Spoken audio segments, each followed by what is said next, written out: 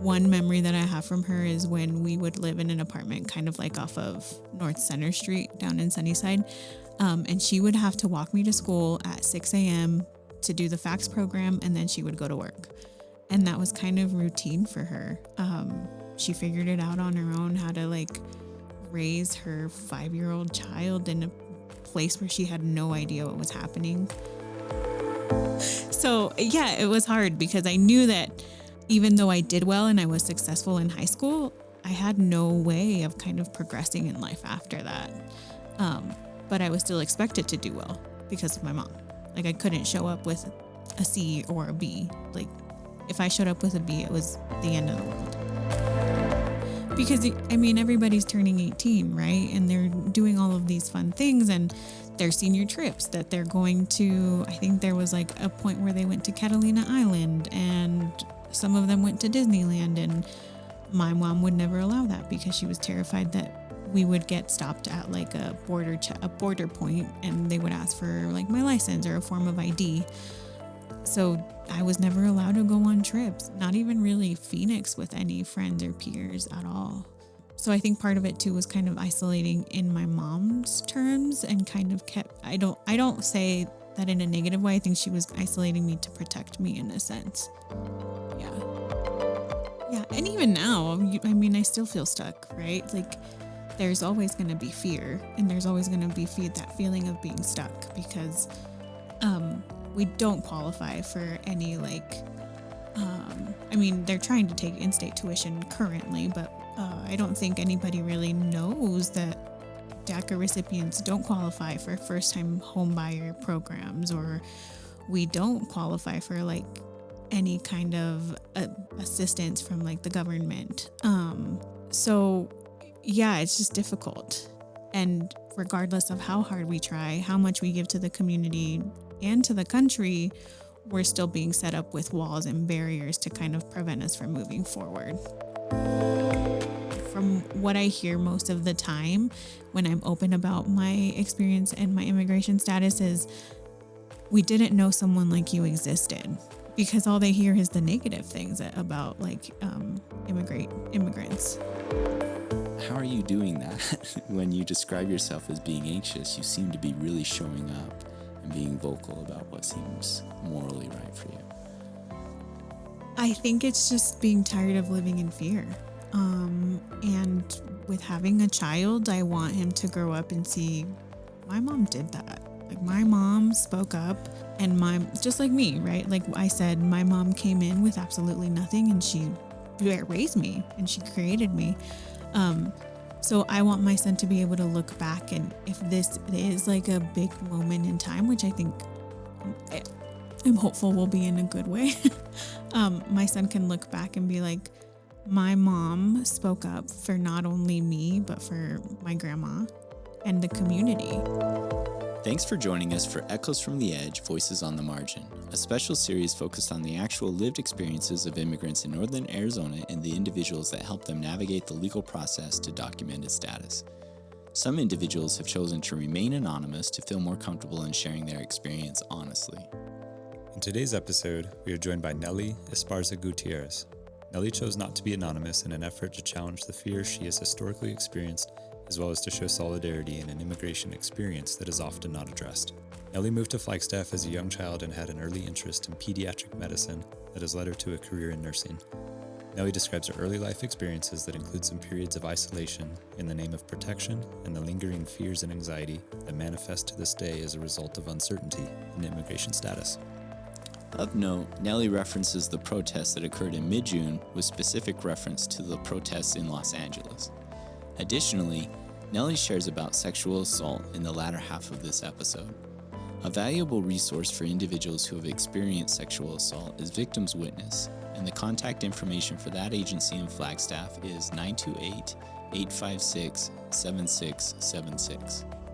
Lastly, don't miss out on the chance to support people going through the difficult process of immigration by joining our Beyond the Pines block party on Friday, August 22nd.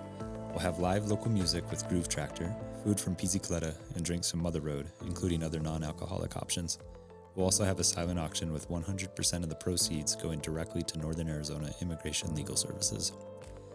For now, thank you for joining us as we hear from Nely. All right, Nely, thank you so much for joining us today.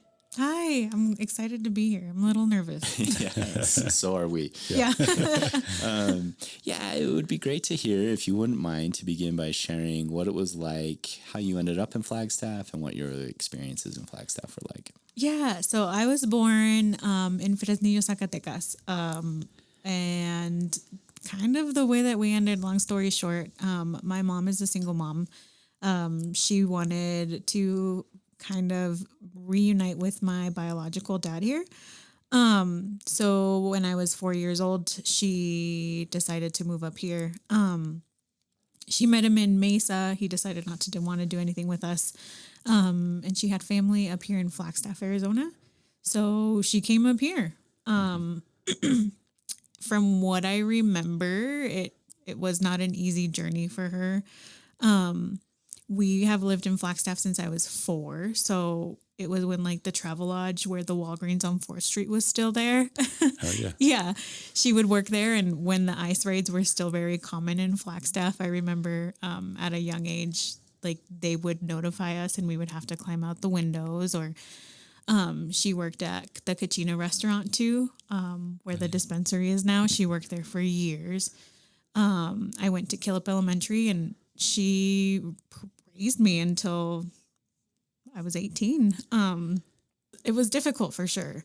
I don't think I knew about like my illegal status until high school when everybody was starting to talk about kind of their experience and wanting to go to college. And I always knew I was different in that aspect because I wasn't allowed to drive. I wasn't allowed to have a job. And it wasn't that I wasn't allowed. There was no really way of me to get one. Mm-hmm. And I graduated with a couple honors. I had offers from U of A, ASU, and NAU, and I just couldn't take them. So growing up in Flagstaff was definitely different. Yeah, that's kind of how we ended up here in Flag. Mm-hmm. Yeah. Sorry, that was like rambled. We're with you. Yeah. Yeah, it wasn't. It'd be great to hear what you recall from being a young child, even before getting to high school. What are your memories of what Flagstaff is like, even how Flagstaff has changed since you were a child? It's gotten bigger for sure. Very, very big. I really grew up in the sunny side. I didn't even really know that like downtown existed or that the other like side where Belmont is kind of headed towards that way. So that has changed. But what I don't feel has changed much has been like the community and the welcomeness to kind of the immigration or the immigrant population in Flagstaff. I've always felt very welcomed. But yeah, it's gotten very expensive for sure. Very, very expensive. Yeah. Yeah, it's grown a ton and got super pricey. Yes. Yeah. Yeah. For sure. Yeah, what were some of the things you enjoyed growing up in Flagstaff? It sounds like Sunnyside was kind of where you were. Sunnyside was it. Sunnyside was what I knew. I went to Killip Elementary. Mm-hmm. That was before they did the whole remodel. So I went there. I really enjoyed just kind of hanging out with my mom. Yeah. And then my little brother was born. But what I remember is I had to be, once I started to go to school and I knew the language, I don't remember what it was like when I first started school and not knowing English. What I remember the most is like, once I knew both languages, I was expected to translate. It didn't matter how old I was. I needed to grow up and translate for my mom. Regardless of like, she understood some of it, but because I was going to school and I knew both languages, I was the translator in the family. Mm-hmm. Yeah. Gotcha. That was just an expectation. So as you picked up English, that was the role that you held? Yeah, exactly. Yeah. So situations like that always make me wonder, was there ever a time that you were in trouble and a teacher or an administrator was like, hey, you need to tell your mom this thing, and you said something different? You said like, they want you to know what a good student I am. How good I am at school. How good I am at school. Yeah. And did you ever have a situation where you massaged the interpretation a little bit? I really tried, but I no one ever believes me when I'm like, I was a really good child. Yeah. I think the worst thing I did was I tried to sneak out when I was like 14 and my mom immediately caught me and then I was grounded for like 2 weeks. My mom has always been very intuitive. And unfortunately for me, Killip is a bilingual school. So they do English and Spanish too. And so most of my teachers spoke English and Spanish. So I never really had to. And anytime that I would like be in trouble or they would call my mom and I would try to tell her, she's like, that's not what they're saying. What are they really saying to you? Yeah. Fake out, huh? You got busted, huh? Yeah. Oh, yeah. And I'm a terrible liar. Yeah. My mom is even now, I'm 32 and my mom is terrifying still to me. Yeah. Oh, that's good. I think Dan just kind of revealed to you who he is at his core.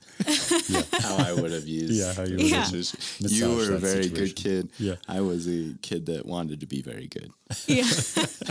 Yeah. So you mentioned spent a lot of time with your mom. What were some of the things that y'all did together? It's really hard. And I know that my mom has not regrets, but she worked pretty much my entire life and she still does. But one of the memories that I like tell a lot of people when they ask about my mom is she's resilient. She came here with absolutely nothing, knew maybe like 2 or 3 family members and just went up in the ladder on her own. One memory that I have from her is when we would live in an apartment kind of like off of North Center Street down in Sunnyside. And she would have to walk me to school at 6 a.m. to do the fax program and then she would go to work. And that was kind of routine for her. She figured it out on her own how to like raise her 5-year-old child in a place where she had no idea what was happening. And then I remember when she had my little brother and that's a fond memory. But I don't like to say that I grew up very poor, but I remember very specifically, like we would go and we lived in a house for a little bit that had slugs. And she would say the slugs were our pets so that we wouldn't be scared of them. But they were, now that as I grew up and I was like, that's probably not normal. Did they have names? Yeah. I don't remember. Yeah. That's smart. Yeah. Smart. Did you treat the slugs well then? I think so. Yeah. I think I was kind to them. Yeah. Yeah. Great. So now you get a glimpse into Cody. Yeah. Yeah. Yeah. I just heard about that. I've never done that. Yeah. But, you have a little brother. I do. Yeah. Yeah. I have 2 siblings. We're all very far apart. So I'm 32. I think my little brother is like early 20s. And then my little sister will be 13 in September. Oh, wow. Yeah. Yeah. They have the same dad, but I don't. Yeah. Okay. Yeah. Gotcha. You remain in contact with them or Yeah. close with them? Yeah, absolutely. Yeah. My whole family lives in town. Yeah. Oh, cool. Yeah. You mentioned earlier getting offers from U of A, ASU, NAU. I was interested to know what it was like getting those offers because the way I understood you was that it sounded like you weren't able to really pay attention to those or give them much thought. Was that true? Yeah, absolutely. And I tried to do even community college when they do a program and they still do it through high school where it's a certified nursing assistant program where you could do classes in high school for the community college. And I was like, well, maybe I can do this. And so I went to my counselor and we talked about it and she was like, there's no way for you to do it. Cause we talked about my legal status. And she's like, they won't accept you at all into the program. So I remember getting letters in from U of A, ASU, and NAU. And because I had like a GPA average, I would only need to pay for like my housing. But I'm missing like the most important piece, right? Like I don't have a social security. I'm not legally here in the United States. Yeah. Yeah, gotcha. And so in that, when you're saying you have your GPA, like I imagine you did well in school to be able to get those offers. Yeah. And so I guess I wonder if you could just kind of take us through what that was like. It was really hard. Yeah. It was really hard because my mom was always very honest with me about our legal status. But I had that expectation to do well in school, right? But I knew that unless something were to happen, I wasn't really going to progress in anything. Like I was going to have to get a job at a restaurant or somewhere else that I didn't really find passion in. So it was really hard. I didn't want to do well in school. I wanted to just like goof around, and I did for a year. Probably my junior year, I was like, I just don't care. And then my senior year, I picked back up, but it was mainly because I was terrified of my mom. So yeah, it was hard because I knew that even though I did well and I was successful in high school, I had no way of kind of progressing in life after that. But I was still expected to do well because of my mom. Like I couldn't show up with a C or a B. Like if I showed up with a B, it was the end of the world. Yeah, gotcha. Yeah. Yeah, mom held high expectations for you. Yeah. And then I hear you saying even meeting those expectations, it was kind of like there was no way to make progress beyond that. Yeah, exactly. Yeah. Yeah. What would you have done, I wonder? I wonder too. Yeah, I wonder. I joke around with some of my friends, and I am very grateful for my experiences and what I've been through and everything and how I came to the United States. Because truthfully, I don't think I would be as successful or be in the career path that I am right now if it wasn't for it. But I don't know.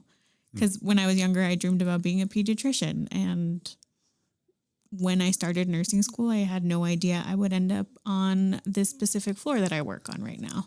Right. Yeah. Right. So I don't know. Yeah. No telling. Yeah. Yeah. But I truly don't think I would be as motivated as I am if I didn't. If I did have a legal status from the beginning. Okay. Yeah. Yeah. I'm struck by that intersection of like high expectation to do well, offers being given to you from institutions, and then feeling kind of stuck there. Yeah. Yeah. And even now, I still feel stuck, right? Like there's always going to be fear, and there's always going to be that feeling of being stuck because we don't qualify for any like, they're trying to take in-state tuition currently, but I don't think anybody really knows that DACA recipients don't qualify for first-time home buyer programs, or we don't qualify for like any kind of assistance from like the government. So yeah, it's just difficult.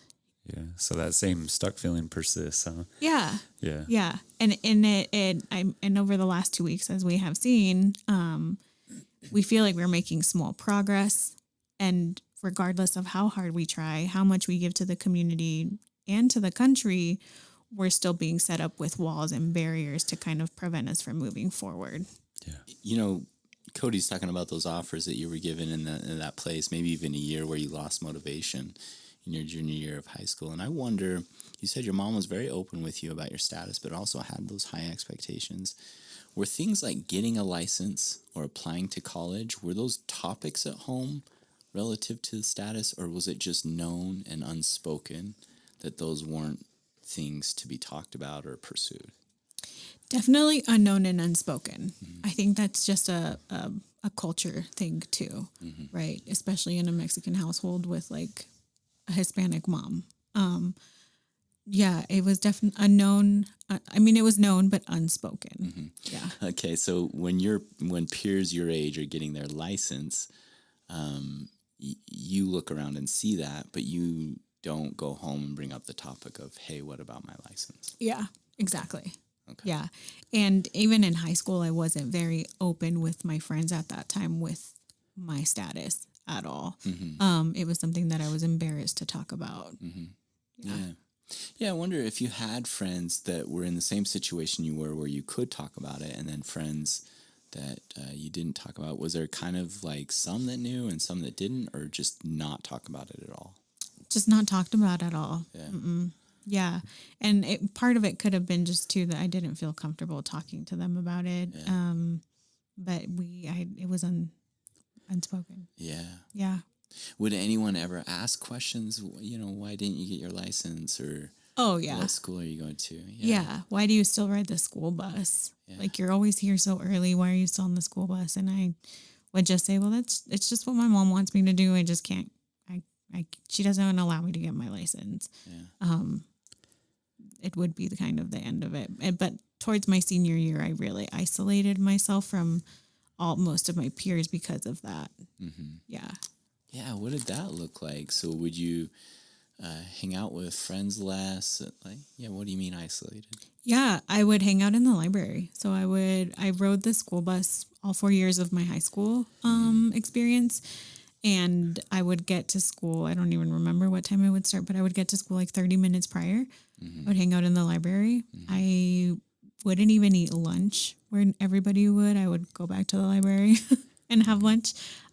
So yeah, I just self-isolated from everything. You mentioned like a feeling of embarrassment that accompanied that. Yeah. Because I mean, everybody's turning 18, right? And they're doing all of these fun things and their senior trips that they're going to. I think there was like a point where they went to Catalina Island and some of them went to Disneyland, and my mom would never allow that because she was terrified that we would get stopped at like a border point and they would ask for like my license or a form of ID. So I was never allowed to go on trips, not even really Phoenix with any friends or peers at all. So I think part of it too was kind of isolating in my mom's terms and kind of I don't say that in a negative way. I think she was isolating me to protect me in a sense. Mm-hmm. Yeah. Yeah, so avoiding maybe trips to Catalina or Phoenix. Yes. Staying in the library was all really just a form of protection in a way. Yeah. And even now as an adult, I feel like sometimes I do that too. Yeah.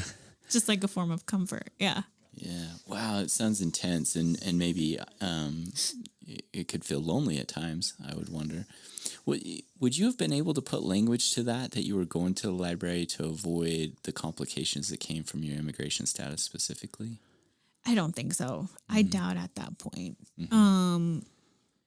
Even like prior to me having my child, I don't think that I could put any language to like my immigration status. It was kind of just something unspoken. Mm-hmm. And something that even at work I wasn't very open about. Over the last 5 to 6 years, I think it's something that I've kind of inherited in myself and been more open to talk about, and haven't been as, because when people ask you, I don't think they want to ask to like hurt your feelings or to like interrogate you. I think people ask because they genuinely want to know answers. And from what I hear most of the time when I'm open about my experience and my immigration status is, we didn't know someone like you existed, because all they hear is the negative things about like immigrants. And even more recently too, some of my friends' parents, my friends will come talk to me and be like, yeah, they voted for the current president, but I tell them and they're like, well, these people need to go back. And my friend will be like, you do know that Nely is part of this population, right? And their parents' response will be like, well, I didn't mean people like her. So it's like I'm getting lumped into this population, but then they separate me and they're like, but you're not like them. You're very different, but I'm not completely different from them. We all have something in common, which is our immigration status. Right. Additionally, data shows there's more people like you than what the public narrative portrays. So you actually are the more common representation Right. of an individual with that status. But the less common becomes the example as the norm. Yeah. What's that like? That was my question. So when you hear that, yeah. How do you deal with that? It's hard. Yeah. It's really, really hard. Because like I said, I don't think that these people mean it in a hurtful way. But I have learned that talking about my story and expressing to them like, hey, I really don't have a legal pathway. I didn't have a choice of how I came here. I kind of was just brought over here. And now I'm here and I'm not going back because I've worked very hard for the career that I have. I have my son here. So it's hard, especially over the last 2 weeks. It's really, really sad and heartbreaking to see everything happening on the news. And even though it is in LA, right, it still feels so close to home and it's terrifying. My mom is the only help that I really have with my son. I mean, I have friends and that will help me a ton. But if I were to lose my mom, like, it'd be part of my life would be shattered. And even myself, right? Even though that I have legal status for now, kind of, it's still terrifying to think about anything happening. Yeah, I was wondering just what it's like living with that fear also. Even like I heard you say, like having this legal status for now. Yeah, and still living with that fear. I guess I'd be curious to understand what it's like day to day, going to work, parenting your son. Yeah, it's hard. Yeah. It's really hard. Especially working night shift. Like I barely get enough sleep as I can, taking care of my son. It's really hard. I don't know how to explain it to people when they ask me that. Because even though I have a license, if I see a police officer pull up behind me, I'm terrified. Like they're going to find a reason to arrest me. They're going to find a reason to give me like a ticket or something to arrest me and take me into jail. And then even with that, I could lose my DACA. I haven't spoken to my son yet about any of this. We talk about, like, sometimes he'll watch the news with my mom. And we'll talk about, like, we talked about this last week about what's happening in Los Angeles. And he's an empath. Like, he feels everything we feel for sure. And so he'll ask me, he'll sometimes see that my mom's really scared. So he'll be like, why is, he calls my mom Lola, and he's like, what's wrong? What's happening? Yeah. But he's still not quite at the age where we have like really figured out and talked about like immigration. But it's sad because I have to think about what if something were to happen to me, right? So I have to have a legal document that I have in place. Like if I get sent back to Mexico, this is who my son goes to. This is the process that I want to take. And it's like a will almost. Yeah. And I wouldn't want to raise my son in the area where some of my family lives in Mexico. It's just overran by the cartel. And that's even terrifying to have to think about going back to a country that I have no idea about. Yeah. It makes me wonder, with that fear and the anxiety that can exist, how does it influence day-to-day decisions? A moment ago, you mentioned that it influenced choices you made in high school and even continues to this day. So how does it influence choices you make from day to day? I'm very cautious, for sure. I'm very cautious. It depends on like what I'm feeling for that day too. If I feel like something's happening in the community, then I isolate with my son as well. Or like when they did the protest this weekend for Saturday, I wanted to be present, but I just couldn't get myself there because I was terrified of something happening. So it makes me way more cautious for sure. But then it also makes my thought process go into like worst case scenario always. Yeah. And then make decisions to be protective or cautious the way you experienced your mother. Yeah, exactly. Okay. Yeah. Well, you've mentioned a few times your career. You've mentioned your passion about your career. Yeah. And so there was that point in which where your status didn't allow for you to pursue those offers that you had from colleges. And yet we know you're a nurse. You've alluded to being a nurse. Tell us a bit about your career and how did you get there with the status that you had? Yeah, very difficult. So I really had no idea what I was doing. I had a friend that had started community college in town and he was in the same process as me. And so he kind of helped me navigate how to like sign up. And even though I don't have a social security number, like this is kind of what you're going to do. I had to pay out of state tuition. So I took about 2 years to kind of take some prerequisites at the community college for nursing. And then 2 years in, I realized that I couldn't even apply for the nursing program because I didn't have a social security number. And then DACA came into effect and took another year of community college, applied to nursing school. I got in. Was the hardest 2 years of my life, for sure. I almost failed out my first semester. And then somehow I graduated with like being student of the year. Yeah. Wild. But throughout those like 6 years of college, one semester I paid in-state tuition. Everything else was out of state. So very costly. Very costly. It's a very challenging program. Yes. Yeah. I worked 2 jobs at that time. So I worked at kind of at an office in town. And then because thankfully with my DACA, I was able to get a job at the hospital. So I started, when I tell people I started from the bottom, like scrubbing toilets every day to like, now I'm a nurse. Yeah. Wow. Overcoming a lot of hurdles, it sounds like. Yeah. It's a really interesting wrinkle that you mentioned in terms of having basically lived here your whole life and having to pay out of state tuition. Yeah. The way Dan phrased it, it sounds like it was extremely costly. Oh, yeah. It had major impacts on your life. So you're working 2 jobs trying to make this all happen. Yeah. Yeah. What's it like to be on the pediatric or in pediatrics now, I guess? Yeah, it's great. Yeah. It's really great. I love working. I love doing what I do. I think the biggest thing that I really feel from pediatrics and just nursing in general right now is the relief of someone's face when they realize that you speak their language. And I've been coming across that even more recently with like, they're just so relieved and they feel more understood. And even though we do have translator phones, like they are available, the patients don't always open up as much as they would with like an actual person. Yeah. Yeah.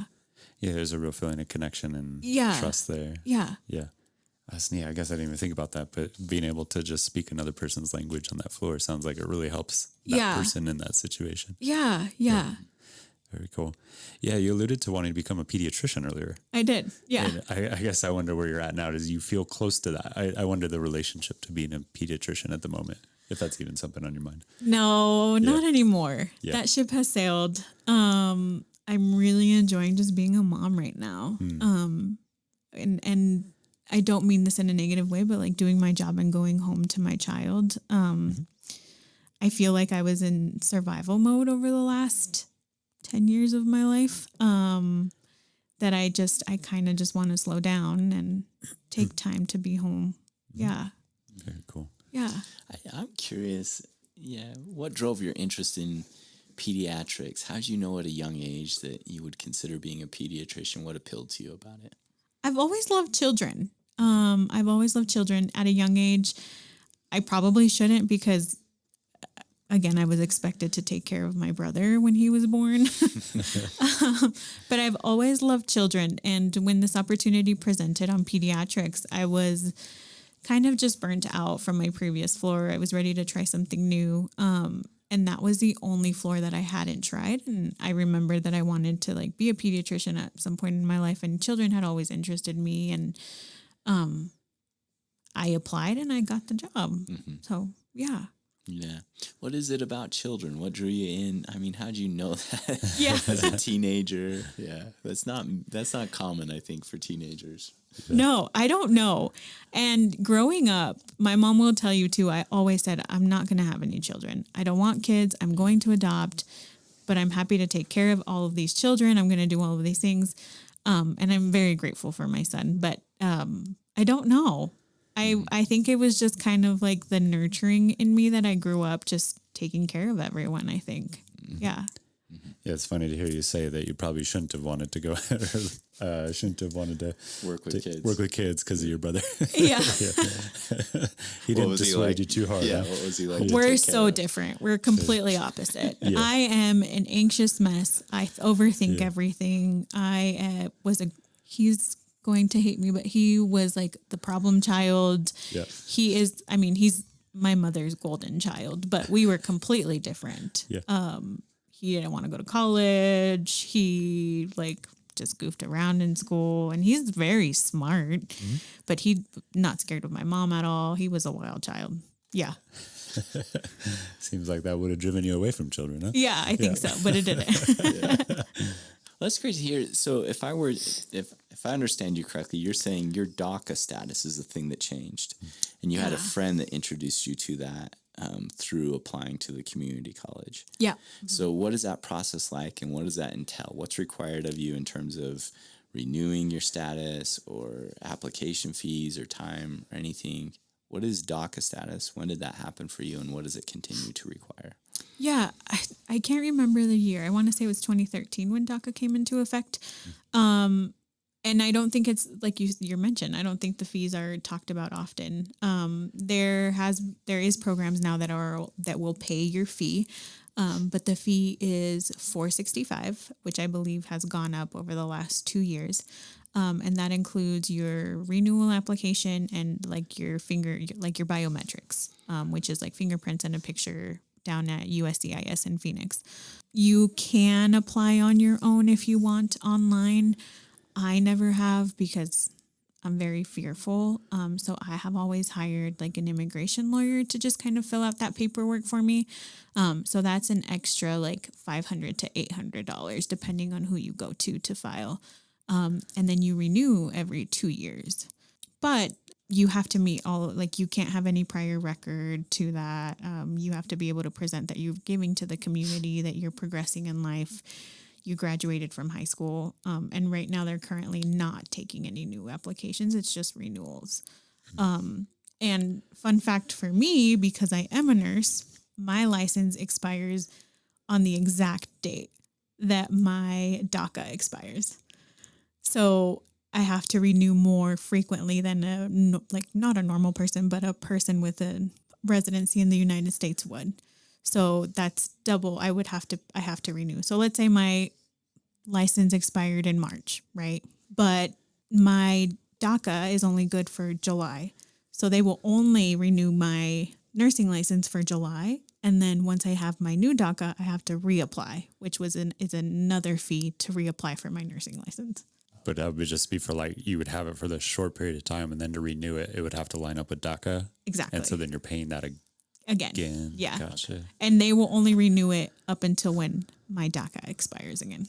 Gotcha. So if it's like July of 2027, that's the exact date of when my nursing license will expire. Gotcha. Yeah. So you're paying the nursing license renewal, twice, and then the DACA renewal application and the attorney fee along with that. Yeah.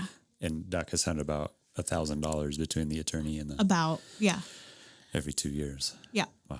And driving down to Phoenix to get the biometrics and paying for the biometrics. Exactly. Since COVID, thankfully, they've been able to use our old biometrics. I haven't had to go back down to Phoenix since I think like 2019 or 2020. So they've been able to use those. But yeah, and you can't choose a date for your biometrics. They tell you when and where to be. Yeah. Yeah. So if you work or have commitments, like parenting commitments, you figure it out. Yeah. Yeah. Yeah. You figure it out, huh? Yeah. Wow. Yeah. Yeah, I actually had the experience. There was a period of time where I volunteered with the international rescue community. I work with refugees and immigrants. And they would get a letter saying they needed to show up at an office at a certain time. And many of them they were labor workers. They were a labor force where their employers didn't accommodate time off. So, if they're told to be at this office at this time, they're supposed to be there. And if they have a job that's just kind of hand to mouth, providing for shelter and food, they risk losing their job to go into the office at this time, or they risk being deported if they don't show up at that office. Mm-hmm. Yeah. Well, now there's that fear, right? What if they go back to doing our biometrics? Like, does this mean that ICE agents are going to be there waiting for us now too? So it's important to address is one of the things that's been happening is that individuals have been told they're required to show up at court or at these offices. And those were where check-ins have been required for decades worth of time. And now ICE agents are at those offices and the request is just for them to show up for the ICE agent to collect them. Yeah. Yeah, because I hear what you're saying in terms of the extra layer of fear there. So then if they start requiring this, then there's an extra layer of fear that what if ICE is there? What if this is just another reason of this is how they're going to get all of us? Yeah. Which in some way, right, it seems illogical to me, but it's actually logical. It's a true fear to have with everything happening. Yeah. Define what you mean by logical. How is it logical? I think with like everything that we're seeing in the community, not the community, but across the U.S., like you mentioned, I don't want to think about showing up for a routine appointment and ICE agents being present. But with what's happening, I think it's something to think about. Yeah. Like we're not really, I don't feel safe. Yeah. I don't feel that if I were just to show up to a biometrics appointment, it would just be an upfront biometrics appointment. Yeah.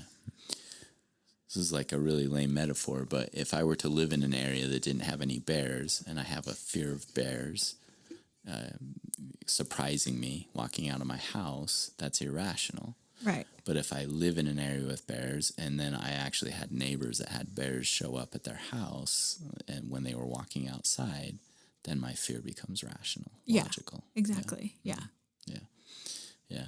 So now I have this big question that's actually been in my mind for like a long time. Yeah. You talk about being anxious for years. You talk about being anxious and protective and trying to follow through with everything. And yet when we began, you said, I actually would prefer not to be anonymous because I think it's important to be vocal at this juncture. And so I listen to you and I think, wow, you're being very clear. You jumped right into topics that I think are personal and some people steer clear of. Yeah. So how is that?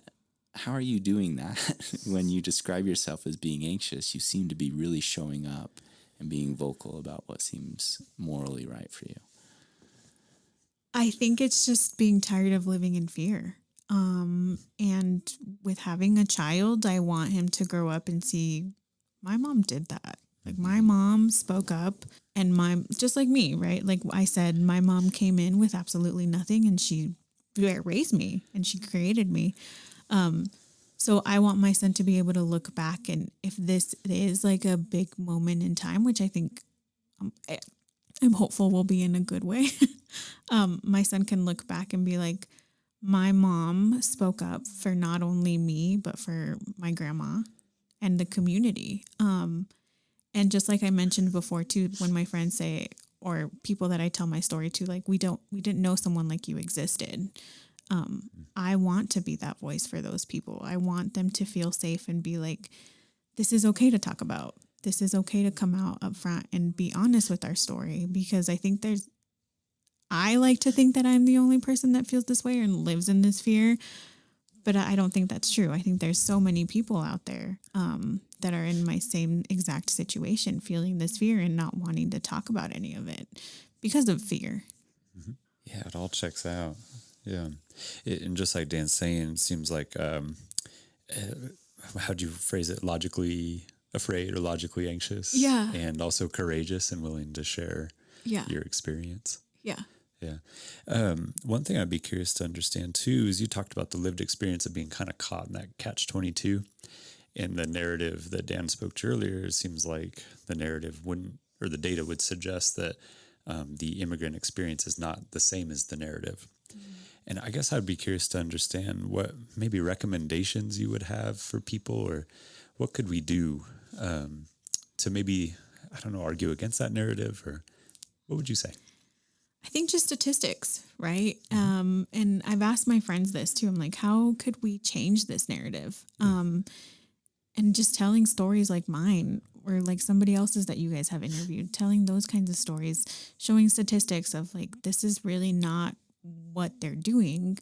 They're actually providing for the community. They're taking care of the community. They don't qualify for any of these things that you say, like in-state tuition is something that's going to get taken away for sure. And something that I didn't talk about was I didn't qualify for many scholarships. Like I don't qualify for loans for school. Like all of my school came out of pocket. All of my books came out of pocket. Like I paid for everything. Yeah. So I don't think that's talked about either, that we don't qualify for all of these assistant programs that people say we're misusing. So I think just doing that. And I am very open about my status and I'm happy to talk about it. But not many people are. So I think that just finding a kind way to be present, and sometimes even if you find someone in the community that's going through what I'm going, and just being like, well, how can I support you? Or how are you doing?